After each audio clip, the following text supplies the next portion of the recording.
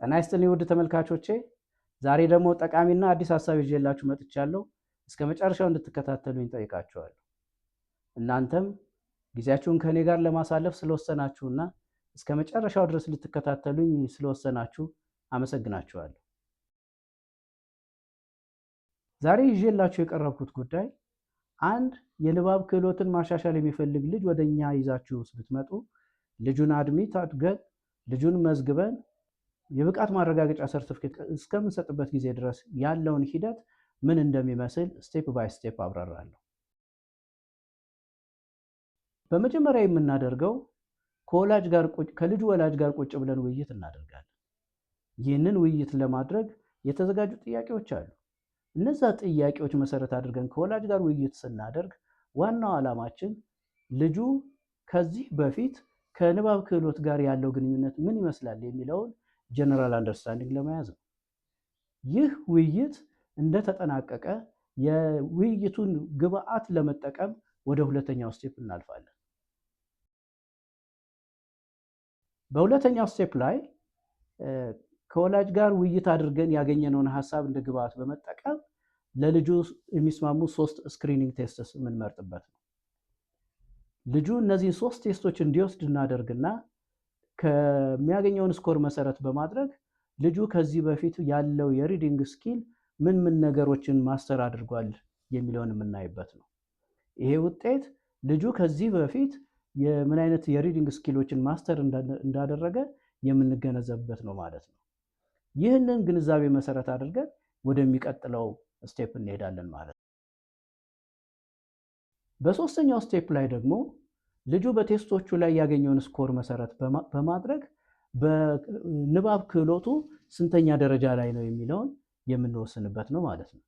ለምሳሌ ሌቭል 3 ላይ ነው ብንል ይህ ልጅ ሌቭል 3ን አጠናቋል፣ ሌቭል 4 ደግሞ ጀማሪ ሆኖ መቀጠል ይችላል ማለት ነው። ይህንን ውሳኔ ከወሰንን በኋላ ወደሚቀጥለው ስቴፕ እንሄዳለን ማለት ነው። አራተኛው ስቴፕ እንግዲህ ልጁ ከኛ ጋር በሚቆይበት ጊዜ የሚቆይበትን ስኬታማ ለማድረግ የምንሄድበት ዋና ዋና ሀሳቦችን የያዘ ነው። የመጀመሪያው ኢንስትራክሽናል ኦብጀክቲቭስ ናቸው። እነዚህ የሚያመለክቱት ልጁ ከኛ ጋር በሚቆይበት ጊዜ በሌቭል 4 ውስጥ ምን ዓላማዎችን ለማሳካት ነው የሚማረው የሚለውን የሚመልስ ነው። በሁለተኛ ደረጃ የትምህርቱ ይዘት ነው። ኮንቴንትስ ፎር ሌቭል 4 ይሄ ምን ትምህርቶችን ቢማር ነው የተቀመጠውን ኢንስትራክሽናል ኦብጀክቲቭ ዓላማዎቹን ማሳካት የሚችለው የሚለውን የሚመልስልን ነው ማለት ነው። በሶስተኛ ደረጃ የተቀመጡትን ትምህርቶች በሚገባ እንዲረዳቸውና የንባብ ክህሎቱን ማሻሻል እንዲችል ምን ኢንስትራክሽናል ሜተድ እንጠቀማለን፣ ምን አይነት የማስተማሪያ ዘዴ ነው የምንጠቀመው የሚለውን የሚያካትትልን። ከዚህ በተጨማሪ የመለካ መሳሪያዎች አሉ፣ አሰስመንት ቱልስ። በዚህ ደረጃ ውስጥ 2 አይነት አሰስመንት ቱልስ አሉ። አንደኛው ልጁ ከኛ ጋር በሚቆይበት ጊዜ የማንበብ ክህሎቱ ምን ያህል እየተሻሻለ ነው የሚለውን ሞኒተር የምናደርግ ነው። ይሄ ደግሞ ፎርማቲቭ አሰስመንት ይባላል። ሁለተኛው ደግሞ ሌቭል 4ን ሲጨርስ ምን ያህል ስኪሎችን ማስተር አድርጓል ብለን ማስተር ኤክስፒሪየንሱን የምንለካበት ሰሜቲቭ ቴስትም አለን ማለት ነው። ከዚህ በመቀጠል የቴስቶቹ ላይ ያለውን ውጤት መሰረት በማድረግ ዲሲሽን የምንሰጥበት ነው። ይሄ ዴታ ድሪቭን ዲሲሽን ሜኪንግ ይባላል። ይህንን ውሳኔ በምንሰጥበት ጊዜ ምን ያህል ትምህርቶቹን ማስተር አድርጓል፣ የተቀመጠለበትን ዓላማ ምን ያህል አሳክቷል የሚለውን መሰረት አድርገን ውሳኔ የምንሰጥበት ነው። እነዚህን ከጨረስን በኋላ ወደ መጨረሻው ስቴፕ እንሄዳለን። የመጨረሻው ስቴፕ ልጁ ከሌቭል 4 ወደ ሌቭል 5 ፕሮሞት አድርጓል፣ ተላልፏል ብለን ምስክር የምንሰጥበት እና የልጁን ብቃት የሚያሳይ ሰርተፍኬት የምንሰጥበት ነው ማለት ነው።